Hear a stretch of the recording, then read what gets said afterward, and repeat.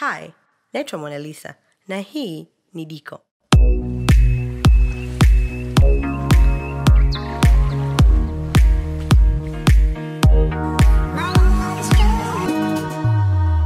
Leo katika Diko tunapika bagia za kunde. Hichi ni kitafunwa kitamu na rahisi sana kuandaa. Tunaenda kuanza na vikombe 2.5 vya kunde, na hizi kunde niliziweka jana usiku, leo asubuhi nikazimenya na ndio hizi kama mnavyoziona. Kwa tutaweka kunde zetu kwenye jagi ya blender na tutaweka maji robo kikombe na kuanza kusaga.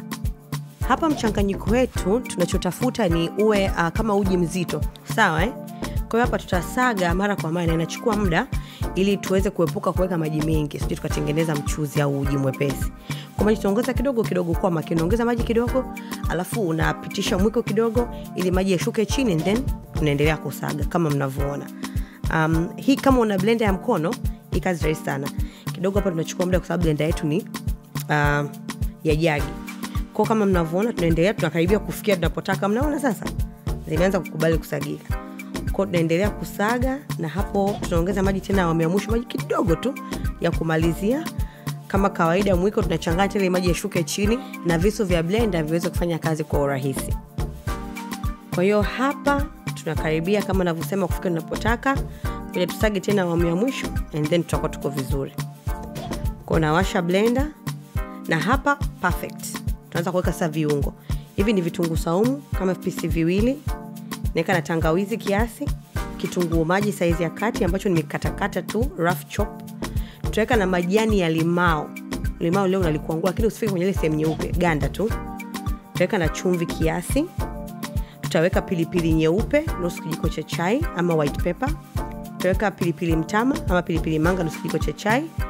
Tutaweka na manjano ama turmeric kijiko cha chai, paprika kijiko cha chai, na pilipili ya unga ama cayenne powder. Kwa tunafunika jagi yetu na tunaendelea kusaga. Sasa kwa sababu mchanganyiko wetu ni mzito, tunaenda nao taratibu. Kama hapa tunachanganya tena vizuri, alafu tutaweka baking powder vijiko 2.5. Kumbukeni kunde zetu ni vikombe 2.5. Kwa kila kikombe kimoja tunaweka kijiko kimoja cha baking powder, kijiko cha chai. Hapa tunaendelea kusaga kama kawaida, na mchanganyiko wetu kumbuka ni mzito, kwa kidogo blender inakuwa inafanya kazi ya ziada. Kwa mos taratibu tutafika. Hapa kama mnavyoona baking powder bado kidogo hajachanganyika vizuri, bado kidogo tu.